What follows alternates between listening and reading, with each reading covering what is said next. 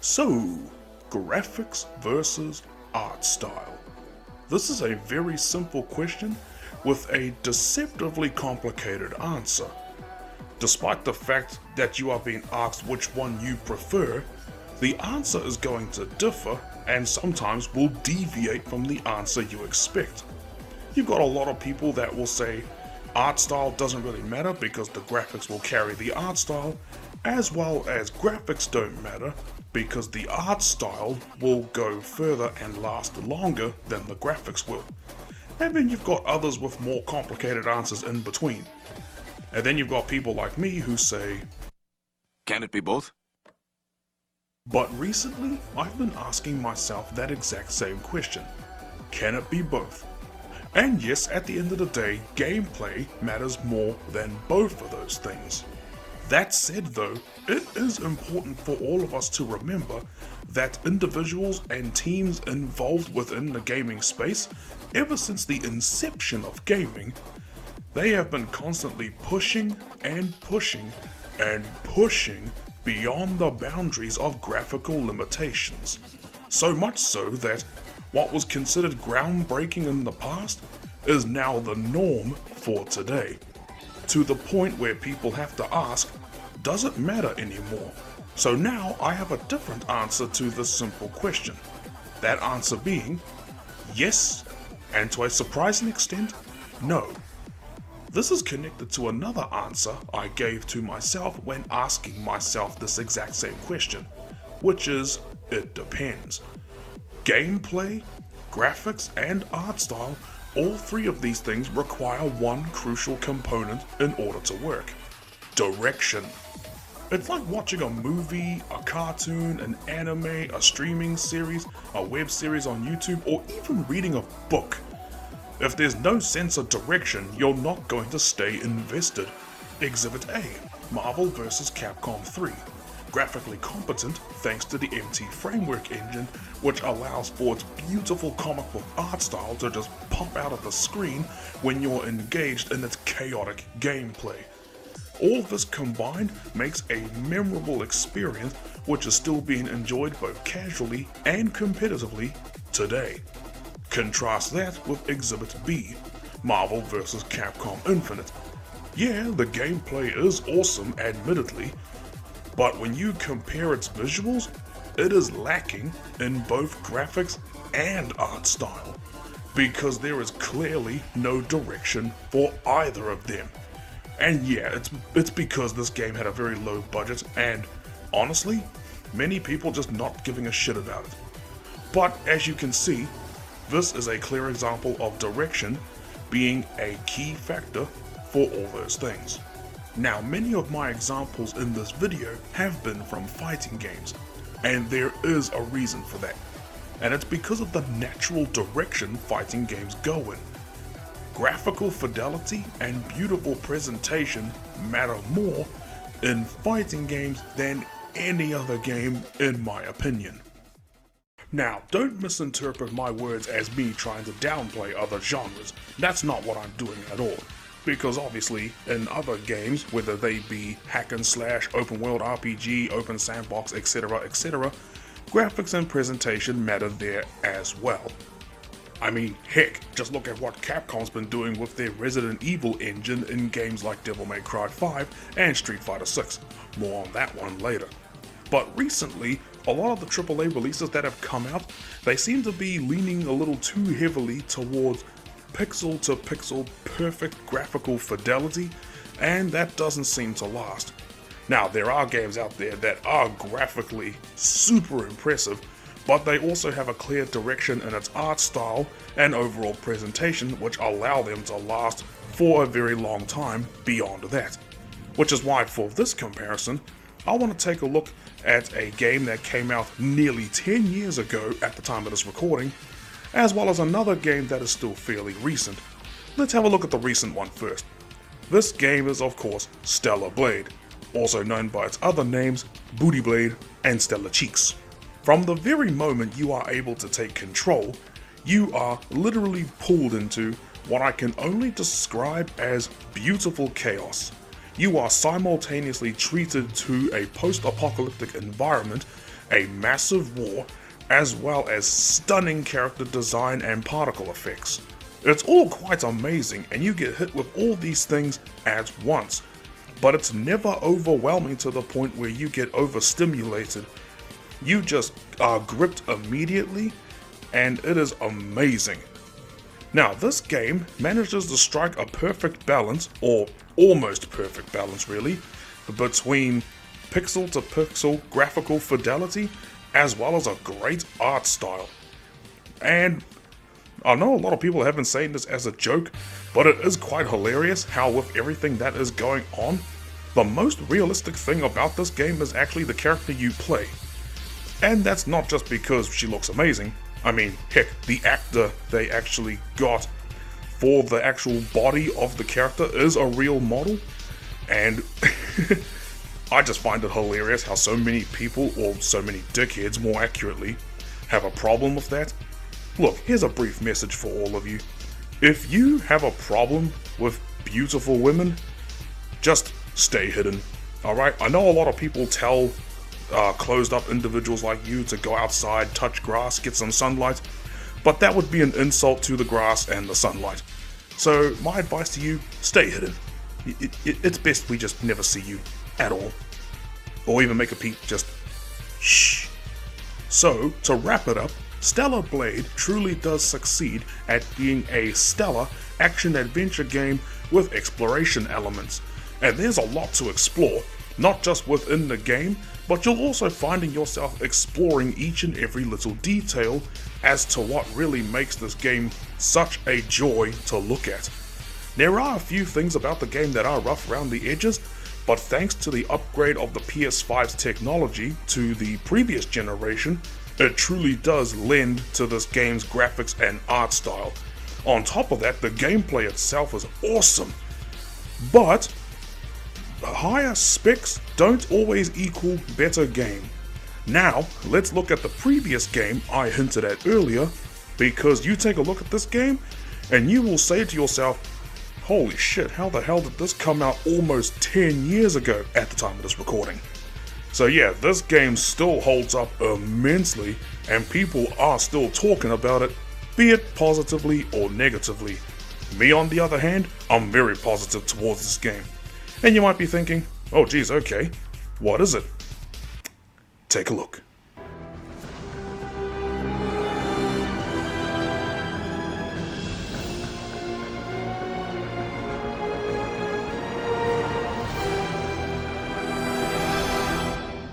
Batman Arkham fucking Knight.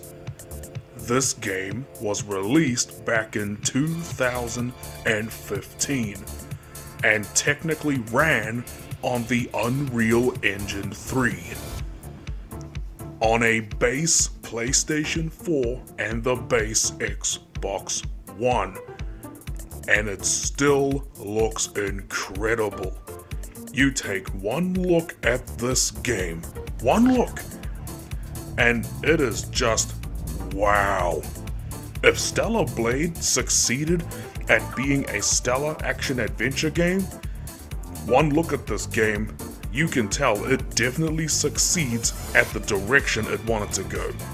That direction being, you become Vengeance, the Knight, the motherfucking Batman. And even though people will say that the UE3 engine was modified for this game, that doesn't change the fact that talent is what helped push the technology, and it is shown beautifully in this game.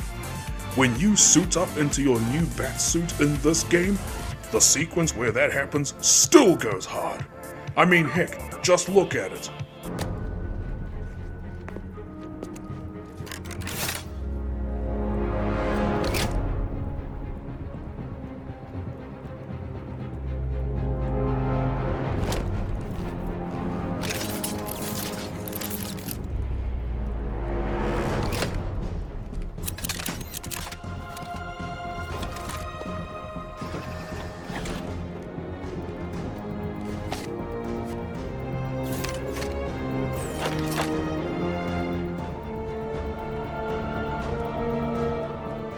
This was 2015, people.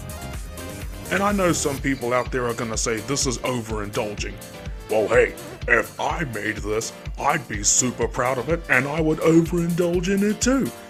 And the fans that this was made for, they know that this is what they like. They love the feeling of suiting up and being the Batman who is going to protect Gotham from all the scum that want to take over it.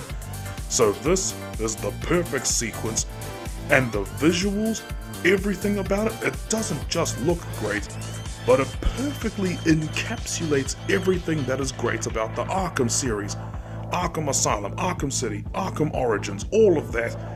Everything people love about Arkham is all in this sequence. It's in the entirety of the game, and its visuals. You can see the darkness and grit, and you feel like you're grabbing that darkness and grit, and you just want to get right in there and just take down all these assholes. It's amazing how Rocksteady made this game the way they did, and how it's actually aged better as time has gone on. Because now people are waking up and realizing the Batmobile is nowhere near as bad. Actually, it's not even bad at all. The Batmobile is fun to use in this game. Yes, there are a few tedious puzzles with it, but overall the Batmobile is great, and I'm happy to see that the majority of players have realized that. And they have a lot of fun doing the Batmobile challenges. I should know, I've watched a lot of people do it, and I've even done it myself. I will never understand how Rocksteady could go from this amazing game to Suicide Squad kill the player's interest. Seriously, how do you even do that? You went from Become the Batman to Dollar Store Fortnite. And yes, I understand the irony in there, because Fortnite is actually a free-to-play game, whereas Suicide Squad is a full-price game that you actually have to fucking pay for. How the fuck does that work? Now let's circle back around to what I was saying earlier about graphics and art style mattering more in the fighting game genre than any other genre.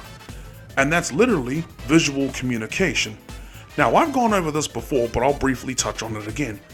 You see, whether you're playing a mass multiplayer online game, a battle royale game, or even a single player game, while an audience can enjoy those, the way those games are designed, they are made so that the only person who needs to understand what's happening is the person who is in control. But in a fighting game, because both your character and your opponent are on equal ground, literally, the game needs to communicate visually not only to both players, but also to the audience, because fighting games are a choreographed spectacle that is meant to be enjoyed this way. After all, think about what Tokido said all those years ago at EVO 2017. Fighting game is something so great. There is a ton, I mean a ton of ways fighting games can be enjoyed. But player expression and engagement are the most important factors. And the thing about expression is that it is seen on the outside. So you need to make sure that what's being expressed on the outside is appealing to see. Subtlety, thy name is not the fighting game genre. From the classic arcade era all the way to the present day, fighting games have still held on to this ideal. Appealing designs and expressive characters are the first thing that will grip the interest of both the player and the spectator. From that point onwards, the rest of the game will open up to you. Now, I can already hear somebody out there saying that everything I just said can literally be applied to almost every other game and gaming genre out there. But with fighting games, on top of graphics, art style, engaging gameplay, as well as how all of that is directed, there are two other teeny tiny details that also factor in. But before I get to that, however, I first want to show you this clip from the dude himself. Most games now, if you like zoom in so much and it still looks good and it's like that's important about the game, no. Games like Elden Ring and even especially FF7 Rebirth to a certain degree, you zoom in on with a microscope and you get this close and you're like, wow, this game looks like shit. But then you go back from here and you're like, whoa, this game's gorgeous. Like even Zelda game, Breath of the Wild is that shit where it's like back from here, this game's gorgeous. Zoom in, this game looks like fucking trash, dude. Everything Maximilian Dude said in that clip about AAA releases such as Final Fantasy, Elden Ring, and even the examples I've shown, Stellar Blade and Batman Arkham Knight, those also apply to fighting games, but in reverse. When playing Stellar Blade, the view is a constant back shot. When playing Stellar Blade, the view is a constant long shot. When a game like this utilizes this particular shot, it's just as Maximilian describes it. It's pulled back far enough where you are like, wow, everything looks amazing. But when you begin to zoom in on the extra details that are not Eve's character model, there are certain things that look kinda rough. And even with this game being a modern current gen release, a true current gen release, it still has its parts where you get in so close it just doesn't look right. And while I did just praise Batman Arkham Knight's art style and graphics, this game still has many areas that just look out of place. But they're not too much of a bother because this game uses a over-the-shoulder perspective middle shot, and it also has long shots during combat sections or when you're flying around the city. And during certain moments where you use your bat gadgets to zoom out and look at the entirety of the many different islands of Gotham City, it looks great. And they're also very few and far between, so it doesn't really bother you that much. But as you can see, those blunders are still there. And once you see them, you can't unsee them. As I said earlier, this also applies to fighting games, but in reverse, because fighting games are shown from a constant wide shot, and because of that, the characters need to be seen in great detail for player communication, and that right there is the big challenge with fighting games. Every single minute detail needs to be readable and reactable from almost every single conceivable angle. This is why I personally feel that graphics and art style matter more in the fighting game genre than any other gaming genre out there. The camera in a fighting game will zoom in close as if getting up close and personal like a fight. And when that happens, whether you're a player or a spectator, not only do you want to understand what you're zooming in on, but also what you're looking at, you just want it to look awesome.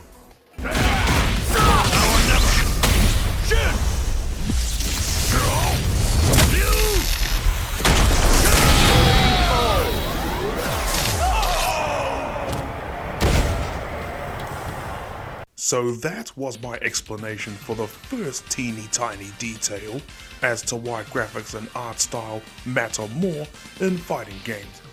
Now for the second detail, and this one is crucial. Fighting games are hard. They are a grind just to get halfway decent at these games. Not to mention there's a lot of fighting games out there. Fighting games are repetitive by nature. They are repetitive because they're competitive. So you also want to make sure that the game you are coming back to over and over and over again not only plays good, but looks great. That gets overlooked quite a bit these days. But it shouldn't, because it matters a lot. Most fighting game players love a challenge and the steep learning curve that comes with the game, but many also love beautiful designs and animations that express personality. Why do you think we have so many social media accounts out there that are dedicated to just the best possible screenshot of characters they can share with all their followers or potential new followers. Because we as players and spectators love great character designs. Designs that will bring you back to a fighting game no matter how difficult it is.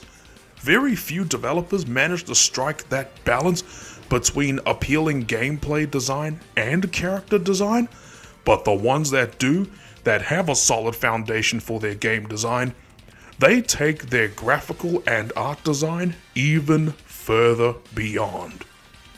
With this.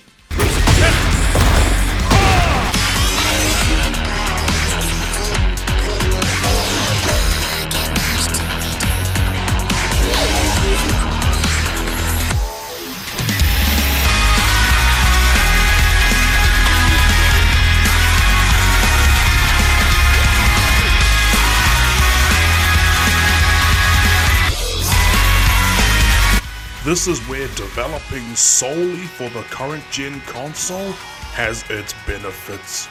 Sure, the previous generation may miss out, but the added benefit is being able to push the graphics of the game to the next level. That is why I'm very appreciative of what Tekken 8 and Street Fighter 6 have been doing. Real-time muscle contraction. And yes, even though Street Fighter 6 is still on the PlayStation 4, the extra leap in quality on the PS5 is definitely noticeable.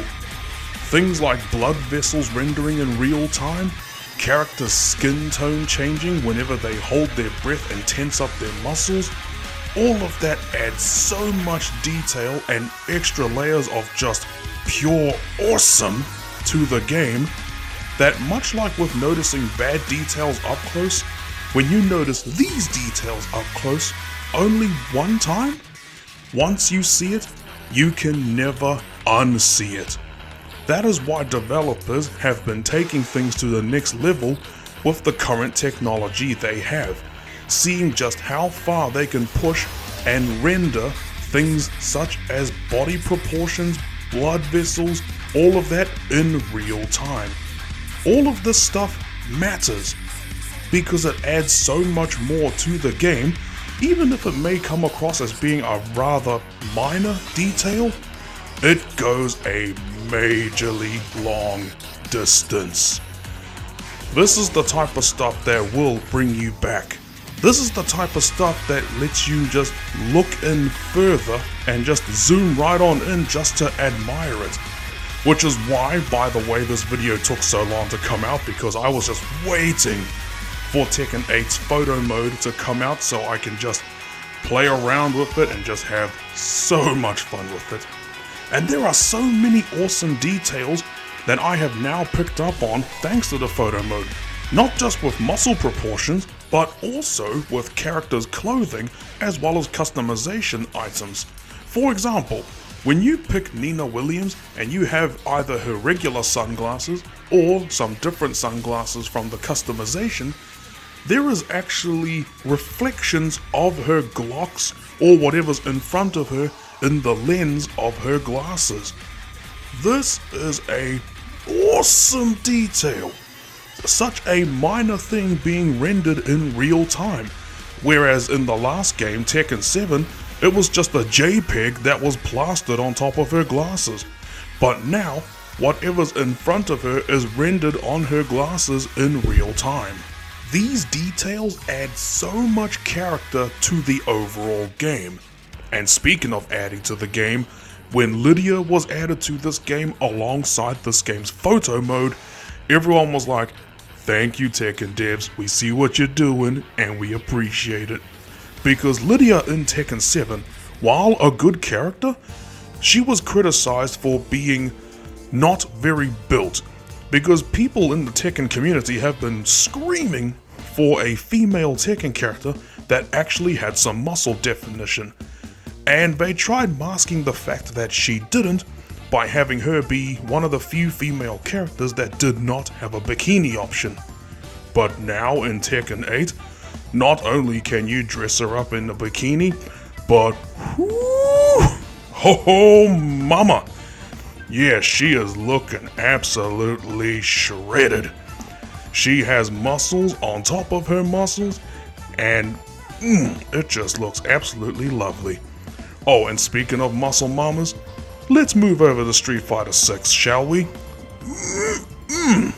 Yeah, another game where getting close and inspecting those details respectfully, oh yeah. These add so much to the game. Again, I sound like a broken record at this point, but when I say it's imperative and it matters, I mean it. Having these details will suddenly make you forget the fact that these games are hard, that fighting games are difficult, but you're not even thinking about that because you're just enjoying what you're looking at. And that's why developers keep pushing to make these games appealing to the eye, because if you're enjoying what you're watching on screen, not just combos, not just frame traps, not just cancelling linkers into specials, no, you're watching cool characters doing these cool flexes on the opponent, all of this stuff, it matters, it draws you in, you get invested, it keeps you coming back for more. I mean, hell, just look at Guilty Gear Strive. That game also released on the PS4 and has a PS5 version, but for this video I've been showing the PS5 footage because the difference between the two with their resolution, it makes all the difference, especially when you get up close to the characters and seeing that extra polish, it just looks absolutely stunning. Guilty Gear is art in every sense of the word. The visuals, the style, the music, its expressive characters, everything. You may hear all the stuff about how people will prefer the older Guilty Gears and how they don't even like Strive that much, but holy damn is it a beautiful game, and even at the highest level of competitive play, it is awesome to watch. So despite many people feeling indifferent about it, Guilty Gear Strive is immaculate. Which brings me immediately to this part of the video that I have to sorely bring down the mood. Let's talk about Mortal Kombat 1. So with Mortal Kombat 1 currently, whether you ask a pro or a casual what they think about it, they'll go, eh? But I will say this, I stand by my opinion from my older videos where I said graphically, this game looks great. But that's about it. I'm sure all of you are familiar with the pattern that Mortal Kombat follows at this point. New game comes out, it sells well, players drop off. New patch come out, people play it, they enjoy it, then they drop off. New big massive expansion comes out, people see it, they watch it, they play it, then they drop off. But they never stick around. Why is that? Well, most of that does have to do with this game's visuals. One of the major criticisms that Mortal Kombat 1 is facing right now is that many players and casuals are saying that this game just does not look like that much of a leap from MK11 or even MKX. There is just so much lacking about the game visually. There isn't really that much flavor. When you look at these characters up close, yeah, they look good, but they also look rather flat and bland. I mean, heck, just look at Killer Instinct. That game came out in 2013, and if you look back at it now, it still looks good to watch. It is still fun to see. It is still amazing how these characters look. There is just so much flavor and charm and goofiness to the game, where it just sucks you in immediately. But with Mortal Kombat 1, it just doesn't have that. And I think that's largely due to the game's overall appeal. That appeal being the appeal of violence. It's gore. And I know some people are gonna say that yes, that's a part of Mortal Kombat, but that's the thing. It's a part of Mortal Kombat. It's not the entirety of its identity. It helped get it on the map, it helped it stand out, yes, but It's focusing only on that aspect that brings it down. Mortal Kombat has a charming universe with memorable characters, but all of them are brought down by its backwards narrative and so many other things outside of it that I refuse to go into detail to. Like I said in my older videos, developers are in control of how to portray their characters. And the way they are portrayed in this game, through its visuals, it is just not that appealing. They look nice, but there's really nothing that screams, "Get over here." Pun fully intended there. I am so sorry, that was very stupid of me. But this game is extremely lacking in its visuals. It looks good, but there's nothing really pushing the style. It has no pizzazz like the other games. Muscle flexes, real-time contraction, or even other little flares outside of that, like what Guilty Gear has, or even what King of Fighters has. There's nothing really loud about the game. It's just there. That's what it feels like with Mortal Kombat 1. It's just there.